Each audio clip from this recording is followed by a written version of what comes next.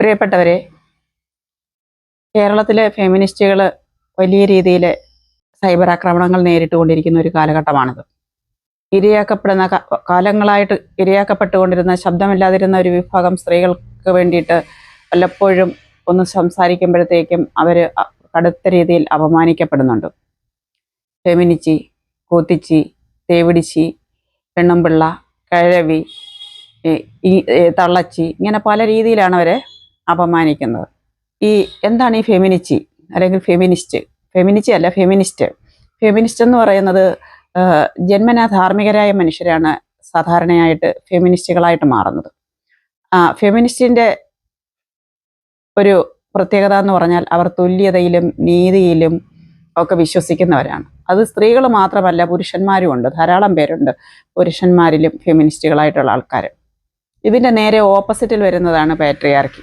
അതായത് ആധിപത്യം, ഒരുത്തരുടെ മേലെ ഒരുത്തർക്ക് അടിച്ചമർത്തലോ ആധിപത്യമോ വേണമെന്ന് വിചാരിക്കുന്ന നമ്മുടെ പഴയ പാരമ്പര്യ രീതി അനുസരിച്ചുള്ള മാതൃകക്കാരാണ് ഈ പാട്രിയാർക്കിയുടെ ആൾക്കാർ.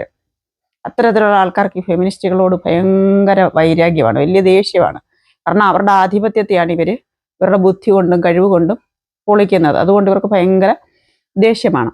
അപ്പം നമ്മുടെ men's association president Vattiyoorkavu Ajith Kumar മിക്കവാറും സ്ത്രീകളെ ഈ ഫെമിനിച്ചി എന്ന് വിളിച്ചിട്ട് അധിക്ഷേപിക്കുന്നത് കേൾക്കാറുണ്ട്.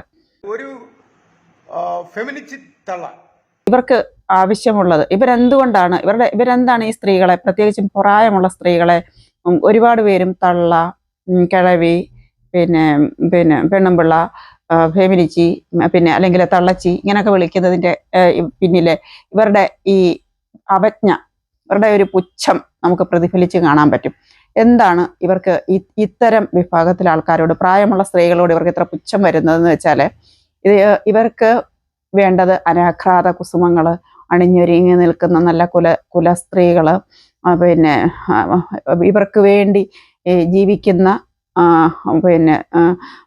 ഒന്നും തിരിച്ചറിയാത്ത പൊട്ട് സ്ത്രീകൾ, ഇത്തരം വ്യക്തിത്വമുള്ള മനുഷ്യർക്ക് ആവശ്യം. അത്തരത്തിൽ പെടാത്തത് സ്ത്രീകളെ ഇവർക്ക് ഭയങ്കര ദേഷ്യമാണ്. അതുകൊണ്ടാണ് ഇത്തരത്തിലിങ്ങനെ ഇവരെ പറ്റി അപവാദം പറയുന്നതും പുച്ഛം പറയുന്നതും അവരെ കുരുക്കാൻ പറ്റുന്നിടത്തെല്ലാം കുരുക്കുന്നതുമൊക്കെ ഇതുകൊണ്ടാണ്.